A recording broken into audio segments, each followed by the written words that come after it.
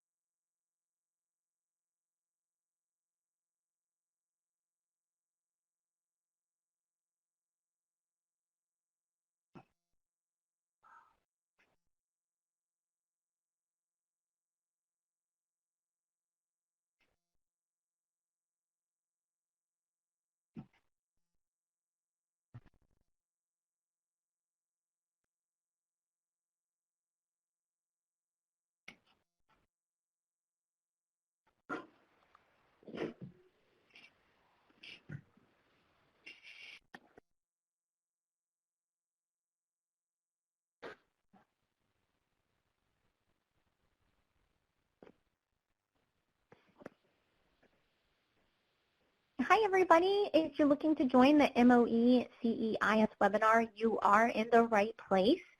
We've had a huge jump in attendees in the past couple of minutes, so we will get started right around 2 o'clock. If you can, if you've not yet joined a PSC webinar in the past couple of months, we have a new webinar platform. As you can see, we are using Adobe Connect. We will go over things shortly, but the main thing is if you can, if you're calling in with a phone, please mute yourself. Otherwise, we might hear you during the webinar today. So we will get started in just a couple of minutes. Thanks for your patience. Thanks for your patience.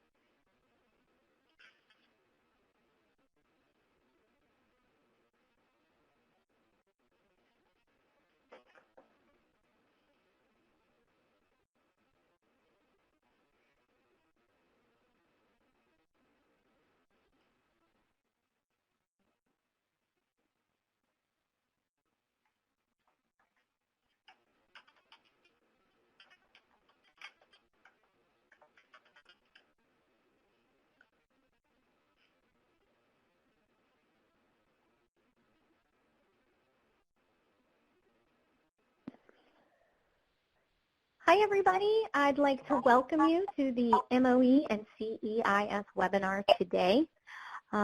We are going to get started here, and I'd like to thank everybody for taking the time to join us today. First things first, one of the most important things about the webinar today is that if you're calling in through your phone or computer, please mute yourself. We have a new webinar platform where everyone is not muted upon entry, and we do get feedback here and there. So if you can just be adamant about making sure that you're muted, that would be great so that all the attendees don't get feedback. For today, we will have the webinar recorded. I know we are in quite an odd place right now, and a lot of people are not used to maybe being home, or if you're in the office and you have other individuals in your office somewhere else working. Please note that today's webinar will be recorded, and we will make it available to everyone by the end of the week, and we will send a broadcast to notify you. That webinar recording and the slide deck is made public, so please feel free to share that within your organization so that anyone working on the MOE CEIS survey has access to this recording as well as the guidance if they need it. I also just want to remind you guys to sift through your organization to call PSC if they have any questions or if they're frustrated with something and maybe you're working remotely and you're unable to help each other or figure it out. Just give us a call. That's what we're here for. We will do anything and everything to help the next couple of months go as smooth as possible for everybody. Something else is that's new. We have a new webinar platform, so if you haven't joined a webinar in the past couple of months, right now we're using Adobe Connect, as you can see. So we do have the Q&A panel on the right side of your screen. So if you have any questions today for the webinar related to MOE and CEIS, we do have OSEP on the line. I will go over that shortly, but we will answer all the questions that we can as time permits at the end of the webinar. So as you're going through the slides and you think of something, please feel free to add that. Last, we have a different way that we do surveys now. At the end of the webinar, there will be a Survey Monkey that we will present on your desktop. If you can just hang on with us through the Q&A, that Survey Monkey will come up at the end. So don't hang up just at the end once we're done. And make sure you hang with us through the Q&A so we can maybe answer any questions that you might have. I'm going to remind you guys to please go on mute if you have not already. We will get feedback if we don't have attendees on mute. So let's go ahead and get started. For today, my name is Jess Green. I'm with the EdFacts Partner Support Center. I've probably spoken with a lot of you on the phone, and if I haven't, then I may in the future. From the Office of Special Education, or OSEP, I have Rochelle Davis joining me. From ESB, the Administrative Division within the Department of Ed, I have Liz Fenning. Additionally, this webinar is pretty much targeted to the Part B data managers or anyone who is working with IDEA Part B MOE CEIS data. So that could be office personnel or technical assistance providers. project officers and state contacts as well. So today, we're going to run through a few different topics. We're going to go over EMAPS. So if you've never worked with EMAPS, we will go over, in general, what it is and the technological requirements. We're going to go over some new things that are happening this year with the survey. We'll go over the timeline and the overview, any updates to the survey. With MOE CEIS, we don't really have a demonstration that we can do, so I'm just going to walk you through how to navigate throughout the survey. It's a pretty easy process other than a couple things, so we'll go over that. Rochelle's going to come on and she'll go through the OSEP guidance slides and kind of give you guys some guidance on MOE in general. We'll go over the data template and the email notifications that you guys get. We'll go over some general frequently asked questions, some resources, and then at the end, like I mentioned before, we will have the Q&A session. So EMAPS is the web-based tool used to provide Part B state lead agencies with an easy method of reporting and maintaining data to meet federal reporting requirements, as well as information on state policy, plans, and metadata that aid in the analysis of data collected. It's also short for the EDFACS metadata and process system, which is where EMAPS comes from. And EMAPS is mainly used and functions best in Chrome. So you can use IE and other browsers, but we prefer that you use Chrome because you'll get the best experience out of the website. And then every Saturday, EMAPS is unavailable from 8 to 2. That's just for regularly scheduled maintenance. So if you happen to jump online to do some surveys on Saturdays in the morning during that time, you'll get a message saying that the website's down. So don't be alarmed. This is just a snapshot of the MOE CEIS timeline. So the survey will open on March 30th. It's going to be due May 6th. And then between May 6th and mid-July, the data quality is going to be completed by the program office. And right before the survey reopens on July 27th, you guys will get those emails notifying you that the data quality report is uploaded to OMB Max. And then the reopen is going to be July 27th through August 26th. This is just an overview of the actual MOE CEIS survey. It basically provides the 4 main bullet points listed below for every LEA and ESA that receives an IDEA 611 or 619 subgrant. These are slimmed down. There is a lot more information with all 4 of these. They are in the user guide. So they're also on the main page of the survey. But basically, it provides information on LEA and ESA allocations, the maintenance of effort reduction, provision of coordinated early intervening services, so you can see where those acronyms come from, and then the number of children receiving CEIS.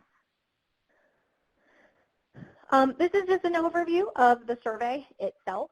So today, every Part B data manager should have received an email that had a individualized for your state data template.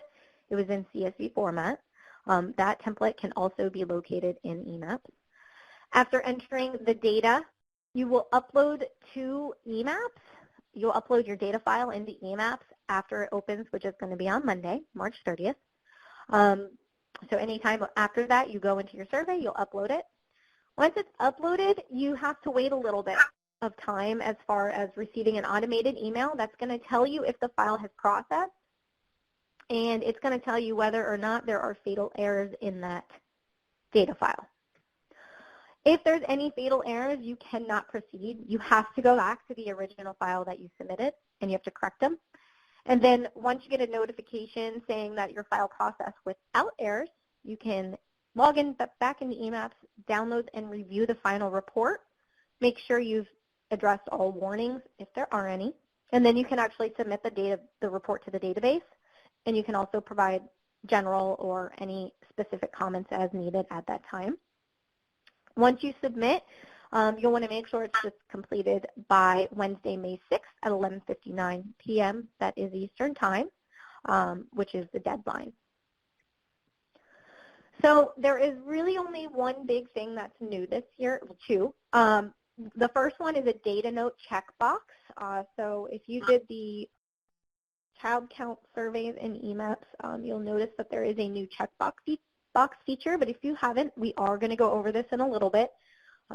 It's kind of geared towards emails, so we'll go into detail. And then there is some new guidance here, and Rochelle is going to go over it in a little bit. But basically, children with disabilities or non-children with disabilities who received CCEIS in this year's survey submission are not to be included.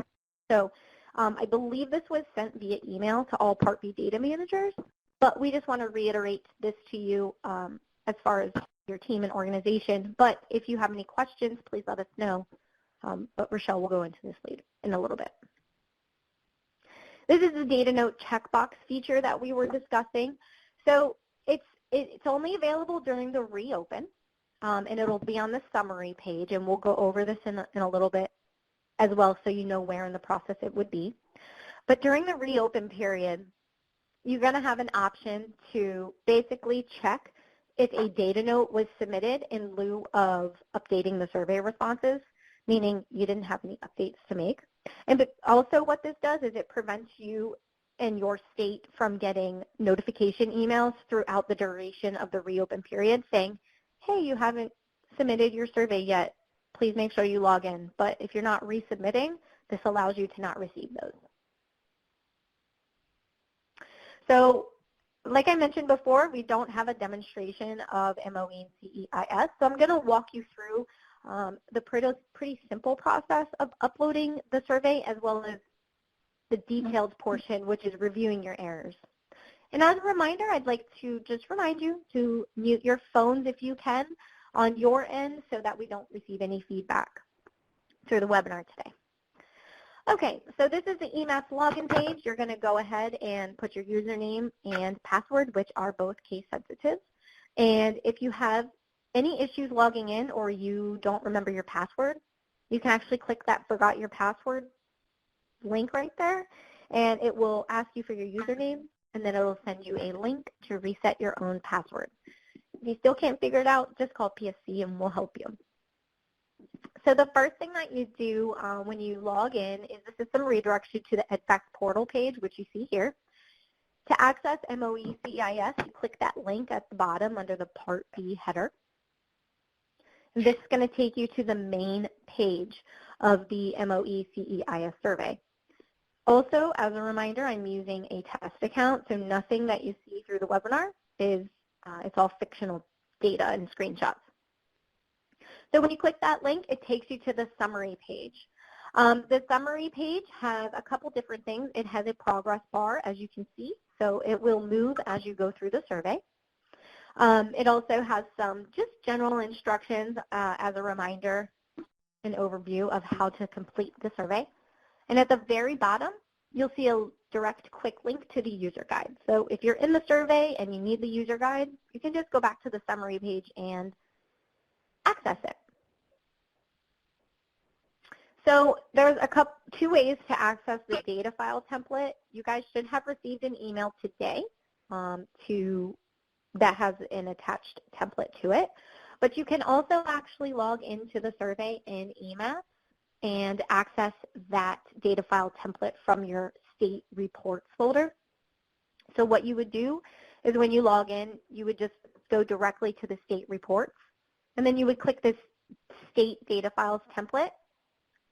And just make sure you look for the creation date. It'll be a February date for this year's. So just make sure you go in, you can click that template, and it will be there. You won't be able to access fatal errors or confirm that there are no fatal errors until you receive a confirmation email when you're submitting your report to EMAPS. So you're going to want to make sure that you just are patient during the process of submitting because it does take some time sometimes. Depending on how many LEAs or ESAs are in your state, it can take up to several hours. So you can submit it and then go do something else, and then once it processes, you'll get an email. So once you have your entire template filled out, then you go into EMAPS and you're going to actually upload it to the database. And it's a really simple process. You just log in, you click that upload form button, which will be in the top right-hand corner of your screen. A new tab will open on related actions, as you can see in the second screenshot, and you just click the box where it says drop file here. If you click that box, it'll actually pull up your documents browser on your computer. Once you find your file, you just click submit, and in this process after that, it is uploading the data file to the template, to the database for MOE. And like I said, you don't do anything once you upload to the database. You basically are waiting for that email to tell you what your next step is. You will get an email like the one that's right here. It's either going to tell you that it could be uploaded, and there might be some warnings, or it could not be uploaded, which is what this one is, saying that you have fatal flaw. There's a couple different ways to address fatal flaws. The first thing that you want to do is look at the error report. We'll go on how to do that in just a second. But once you go to the error report, it's going to list out all of your errors and what exactly you need to address in your template. When you go to address those, you don't want to update anything on the file that is in EMAPS that you uploaded. You want to go back to your original data file template that you created that has all of your LEAs and ESAs in it. Once you address all your errors, you do that same process again. You go back into EMAPS, you upload your data file, and you have to wait for that email again.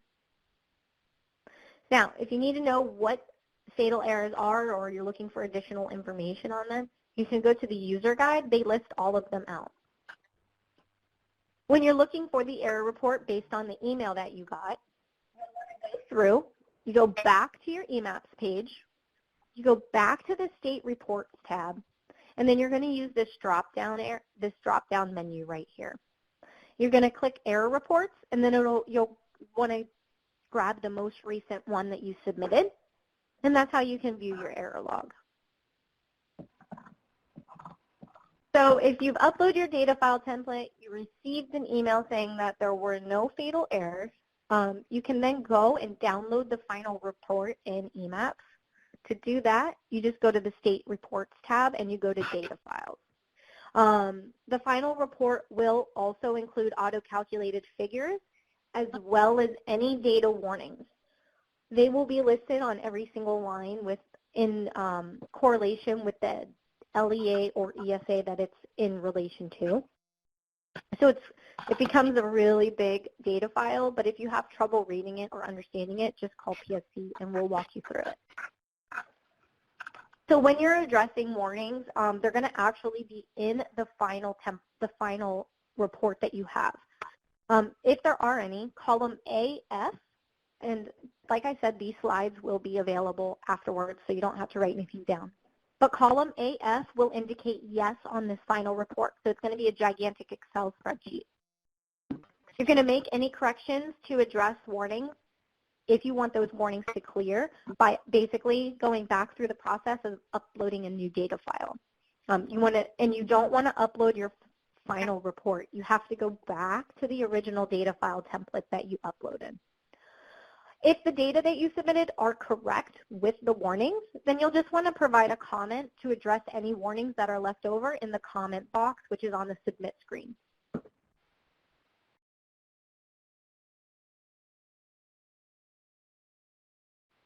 And at that point, you're basically ready to submit the final report. And when you do, there's a box at the bottom. It's going to tell you that you can add a comment if you want. So that is where you would add any data that you guys reported as missing, any warnings that haven't been resolved, or then any large changes in the allocations that were reported last year. So on your year-to-year comparison report that's generated. And then the final report will also be available in the repository after you receive the automated email. So the final report will basically be finished uploading to the database after you get an automated email, which will be the final email that you'll get. And again, as a reminder, depending on if you have a lot of districts in your state, it could take a couple hours for that process to finish as well once you submit the final report. So to submit the final report, you go to Submit tab, which is to the right of Summary. And pretty much it'll tell you if you have any comments or any warnings, and then you can provide all of your errors there. There is a 4,000 character limit. And essentially, if you're trying to count characters, what you can do is use Notepad, and it'll include all of your periods and commas or any of that sort. This is just a copy of the confirmation email you'll get once your final report is uploaded to the database successfully. It'll tell you congratulations, and that if you need to make any changes between now and the due date, you can do so. You can go back through and resubmit if you notice an issue before May 6th. So I'm going to turn it over to Rochelle right now. She's going to go through a couple of slides and kind of review some guidance for you guys. And can you hear me, Rochelle? Hi, Rochelle. I can. Hi. Wonderful. Well, first off, thank you. Thank you for the beginning slides here. That was great. I want to take a second and let you guys probably figured out that I'm not Meredith. Meredith would normally be here, but we're happy to say that we have a new member of the data team. Adley Morgan was born on March 18th, right around 7 p.m. So Meredith is out on maternity leave, which means you guys are stuck with me for this experience. So I'm going to do the best that I can. If you guys have extra questions, please make sure you put them in the chat box. I have some support with me to help me answer some of those questions so that we can get you guys the best answers that we can. So that's part one. Part two, I know that there is a lot of concern and panic about what we're going to do to get this file in. And so what I want to start with is please don't panic. We are well aware that MOE is one of the more difficult files to get in and that it requires the most coordination and collaboration with some of your coworkers in other offices or other places. And so we are in our deliberative processes to try to figure out how we can assist with that or what we can do. So the system will open because kind of the train is on the tracks. We're not able to stop it as easy, but we are working towards coming up with some solutions to help you, and we will be in touch with those soon, hopefully. So with that, let me start with the OSEP guidance section. So these slides are based on some of the questions and different concerns that we've seen over the years in reviewing the MOE CEIS files. So I'm going to do my best not to read them, but unfortunately there will be some reading that has to happen with these. So one of the first questions that we get is who gets reported or who should be reported in this file. So a state should only report data from LEAs or SEAs that, one, meet the definition of an LEA in 34 CFR 300.28, and we're going to see that here in a second. Two, submitted a plan that provides assurances to the SEA that the LEA or ESEA meets each of the conditions in 300.201 through 300.213 and has received an IDEA Section 611 and or IDEA Section 619 subgrant under 300.705 and or 300.816 directly from the SEA for the reporting year. So if we go to the next slide, actually the next two slides are going to be pretty dense. So can I get you to get to the next slide? I don't think I have that ability. Okay. So the next two slides are the actual definitions from 300.28. And so the first section A tells us what a local education agency is. I am not going to read through that. Please make sure this is going to be recorded so you can go back and read it. And then B tells us what educational service agencies and other public institutions or agencies are. And so again, please take the time to read through those. And then here, again, gives you a little more information on what an educational service agency and or other public institution or agency is. So let's continue on and look at what doesn't count for what entities should not have data reported in this data collection. So there are several different entities that should not have data. The first of which is charter schools that are public schools of an LEA. So charter schools that are not their own LEA. Public charter schools that are not an LEA or a school that is part of an LEA. ESEAs that do not submit a plan that provides assurances to the SEA that the ESA meets each of the conditions in 300.201 through 300.213. They're not members of an SEA, so not individual LEAs that establish joint eligibility, and should not be state programs and LEAs that do not receive an IDEA subgrant. So those are the 6 entities that should not have data reported for this data collection. So if we go to the next page,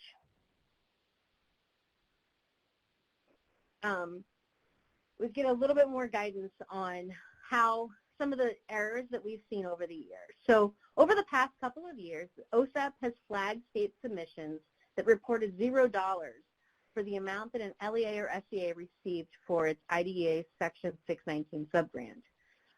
For the states, many of you explained that those LEAs or ESEAs do not have preschool. Well, that might be the case.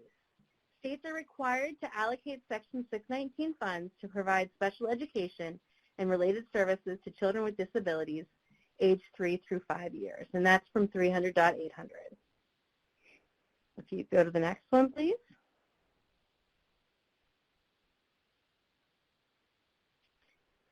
So one of the other pieces that we want to look at here is 5-year-olds in kindergarten. So LEAs and ESEAs that establish their eligibility, including public charter schools that operate as LEAs and that serve 5-year-old children, must receive an IDEA Section 619 allocation.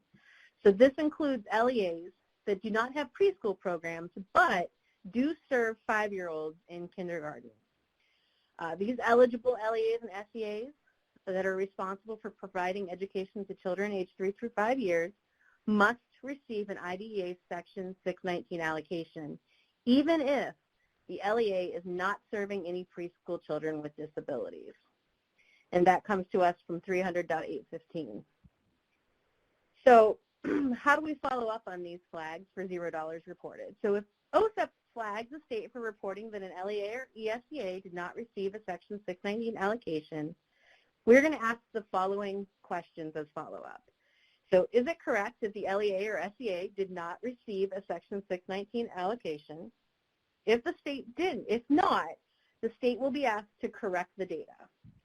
If you answer yes, that they did receive it, so that it is correct, OSEP will ask if the LEA ESEA is responsible for providing education to children aged 3 through 5, including 5-year-olds in kindergarten.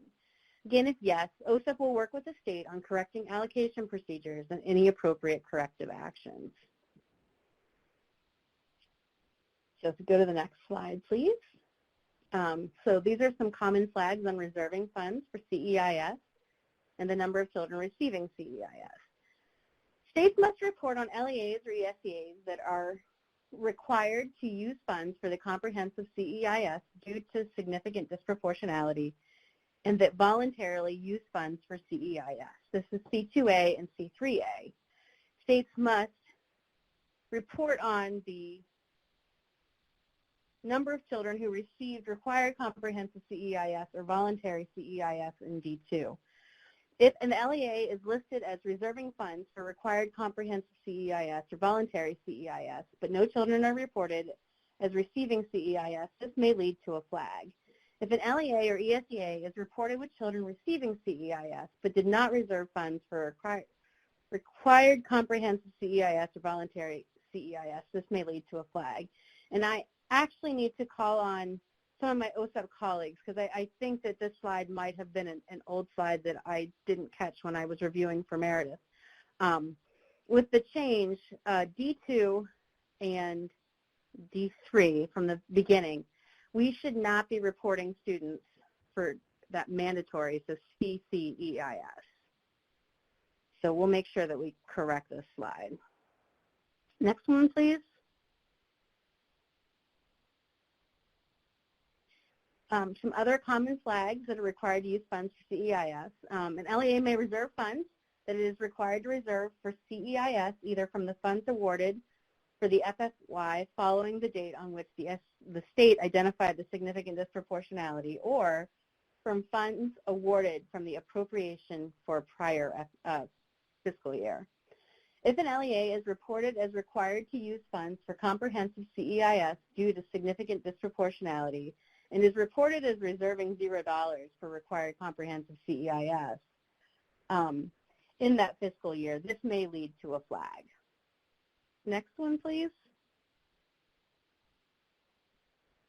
One thing to remember is that flags do not necessarily mean noncompliance.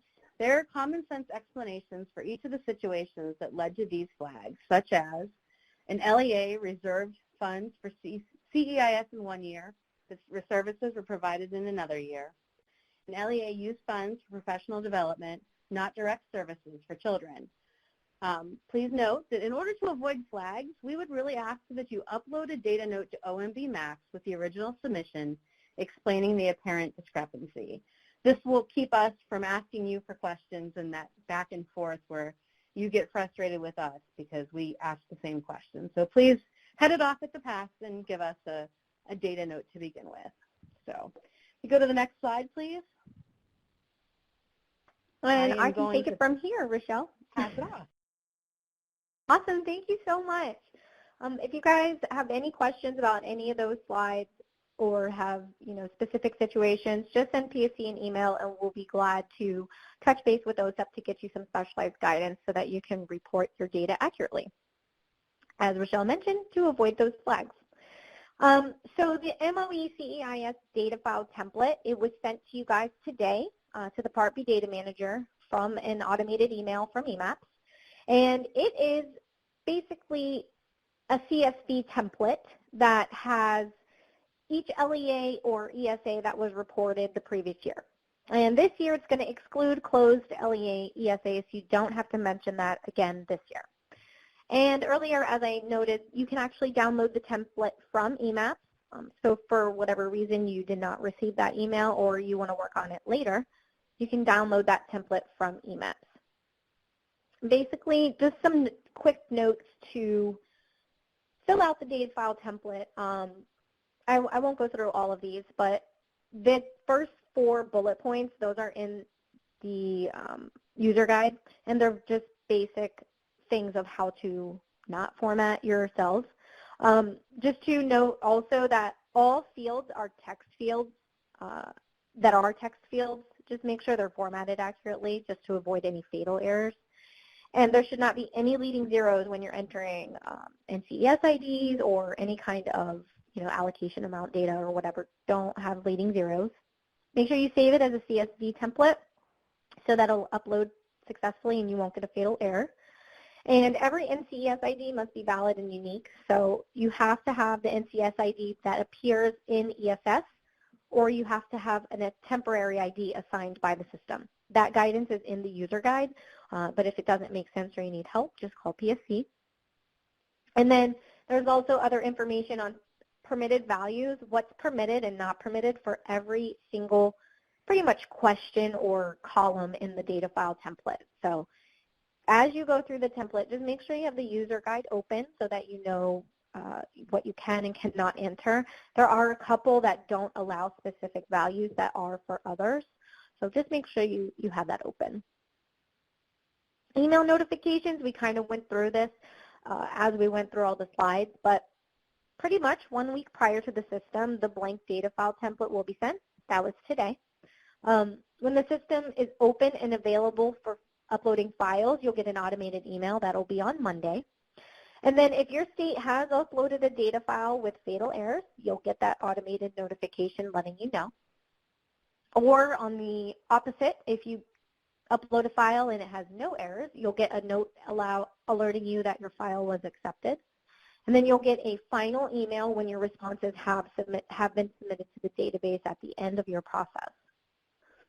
And then you'll get a system-generated email reminder 2 weeks prior to the close date if your state has not submitted a file. And then 3 days prior to the close date, you'll get an email if no file has been uploaded by your state. If the file that you did upload still has fatal errors that haven't been addressed, if no file has been submitted, meaning you haven't submitted your final report, or if the submitted file has warnings. These are just a couple frequently asked questions. We do have time to go over the questions that you guys have asked. So these are just some general ones. If there's someone in your state that is better off answering the MOE CEI survey and needs access other than the Part B data manager, please let us know. Let PSC know. The IDEA Part B data manager should send PSC an email with the name, email address, and phone number of the person that needs access, and we will gladly create an account, and then they can log in and start working on MOE and CEIS. And then after you guys submit the report, can you resubmit? So if you're submitting something and then a couple days later you notice that there are some errors in the data you uploaded, you can resubmit as many times as you need to, as long as the process is actually open in EMAPS. So you can resubmit all the way as many times as needed through May 6th. And then will I be able to make any edits to the survey after the due date? Yes, during the reopen period, which is going to be July 27th through August 26th, 2020. During that time, you do the same process. It'll just be a little bit shorter of a window to make resubmissions as they are needed. But after August 26th, the data is going to be frozen, and that data is used by OSEP for monitoring purposes. It's also used in the annual report to Congress, public reporting of IDEA Section 618 data, and ad hoc requests as needed. These are just some important dates. You can print out this slide and paste it on your desk or your refrigerator, since a lot of you guys, I'm sure, are home, just to have a quick snapshot of when everything is due. These are some technical assistance resources with direct links. I know they've been very helpful in the past to users, so we want to provide them to you again. All of them have a link except for the very first one, which is the CEIS Fiscal and Student Data Tracker.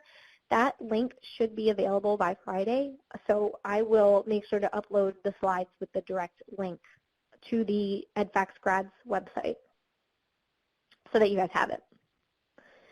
And as always, if you have any questions, I know, like Rochelle mentioned, in this time of uncertainty or just in general with MOE CEIS, please contact us, PSC, so that we can help you. We are here and working our normal 8 to 6. Okay, so we're going to go through some questions. Beth, before you do, can I clarify something? I made an error on one of the slides. Of course. Do you want me to go back? Actually, if you could go back to the new this year slide, the one with, yes. Yeah, let's go with that one, if you don't mind. Okay, give me one moment. Let me go all the way back. No problem. Here. I know, I'm sorry. No, it's okay. The new at the beginning, new this year? Yeah, the beginning one, because there was an error Sure. on slide. I left an error on slide 36 that we'll make sure we get changed. So Gotcha. Thank you to those who caught it, and I do apologize for that error. So this is the information that went out to you several weeks. Again, because of the implementation of the significant disproportionality regulations, the new one, we need to make sure that students that are receiving comprehensive coordinated early intervening services, or CCEIS, when we've identified an LEA or ESEA as having significant disproportionality, make sure that we do not report those students under D2, which is the total number of children receiving CEIS under the IDEA in the LEA, SEA during school year 2018-19, and then also do not report them in D3. So we are not reporting kids who receive CCEIS in D2 or D3. Just wanted to make sure that was clear. So thank you for letting me have that moment. Sure, and we will fix that slide. I think it's slide 36. We'll fix that before they're posted so that you guys have the accurate guidance. Actually, it might not be slide 36. That might be something different. either way, we'll fix it before the slides are posted and provided to you guys after the webinar. They should be ready by Friday. Okay, so we are going to go through some questions and answers here.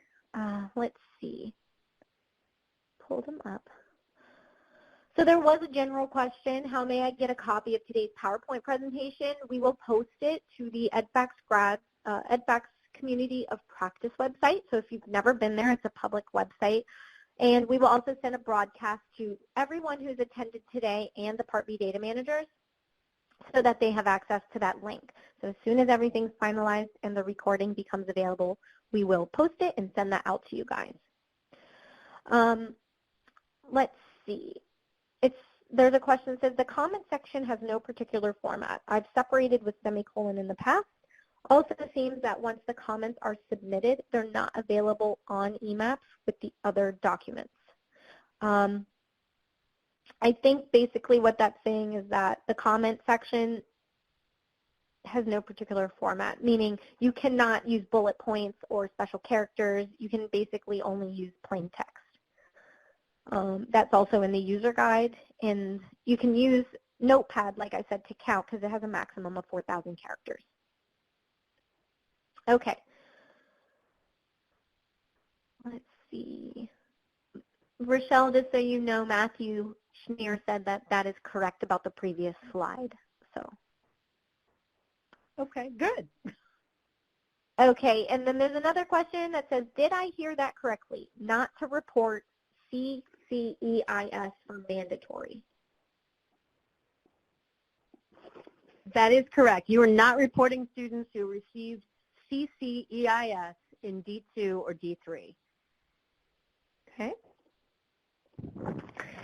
All right. We have another question. What if we have a few districts that cannot report their data in a timely manner due to COVID closings? Do you want us to report all the other districts and leave the missing ones as a 0 so that we can update in the reopen period? Do you want us? Sorry, go ahead. Go ahead, I'm sorry. No, go ahead. I was just going to say, do you want us to take this back and we can formally escalate it? I think that's exactly what we're going to do. We're really trying to figure out where the issues are going to be as states are preparing this file, certainly making sure that you can get data from districts.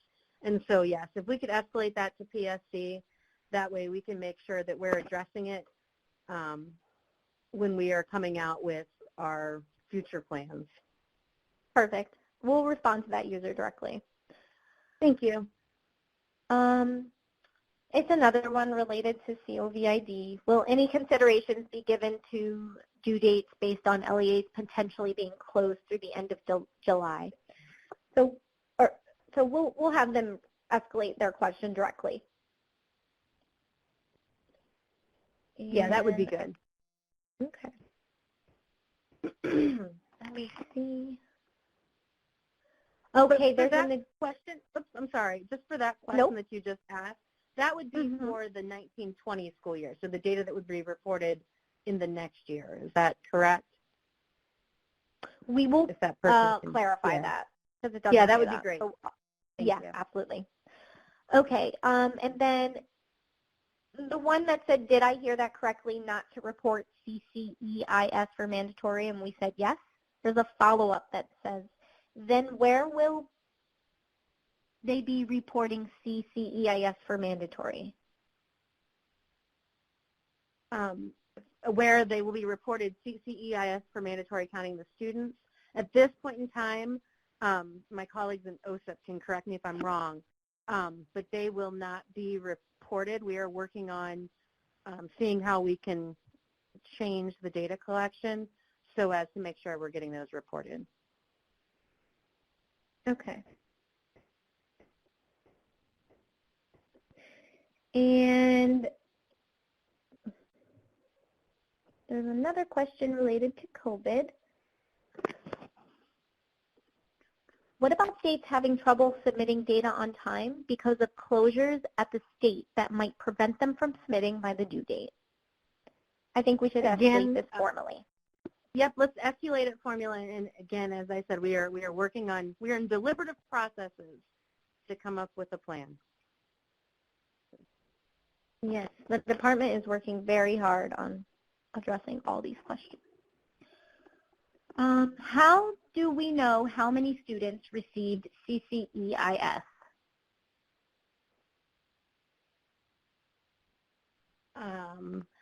Again, I think at this point in time, we're working on, for the future, for the next year's data collection, trying to figure out how we're going to be able to get that count. Okay, so future guidance will come? Yeah, I mean, I think it'll be probably next year. For this year, we will not have a count. We will not be able to know that count. Okay, perfect. As of right now, there are no other additional questions there's a comment that says information regarding COVID should be provided to all, which is correct. Any information that comes, PSC will distribute on behalf of OSEP.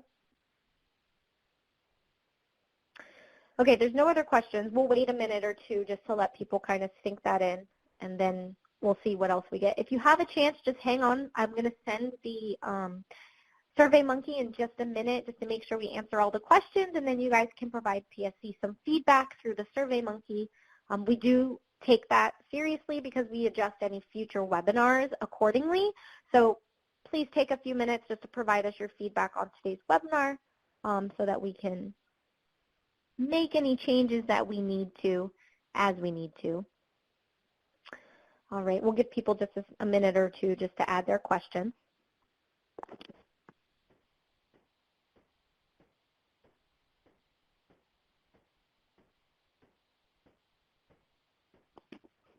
Okay, we got another question here, Rochelle. It says, what should be reported in D2 and D3 NA?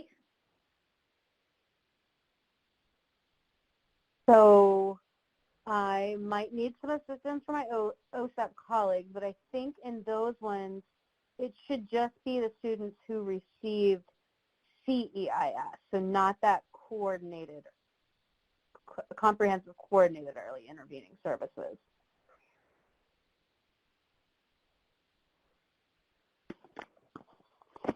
I don't think anyone else is on the line. I'm waiting to see.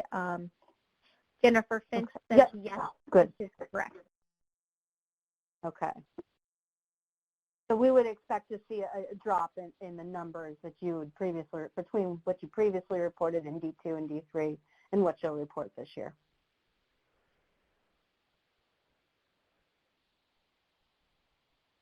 Perfect. Okay. All right, that's it for now. Do you want to hold on the line, or have people just email PSC if they have any questions afterwards? I think at this point in time, if you have any questions, please do not hesitate to email PSC. They've been amazing in making sure that we get all of those escalated up to us, and we will do our absolute best to turn them back around as quickly as we can get an answer. So thank you guys for everything that you do. Please stay healthy and safe out there. And if you got a question, send it to PSC. Yep. Thanks, Rochelle. And I echo Rochelle, please utilize PSC as much as you need to for any concerns or questions you might have over the next couple of weeks. As you can see, I've submitted the SurveyMonkey, so if you have a couple minutes, please take that webinar survey for us. Additionally, as I mentioned earlier, we will post the webinar on the EdFax Communities of Practice website, and we'll send a dedicated broadcast to all the attendees today so that you guys have quick access to that and then can distribute it throughout your organization as needed. If you need anything, give us a call, but otherwise, like Rochelle said, please stay safe and healthy during this unknown time. And thank you all for joining us today. I hope you have a great day.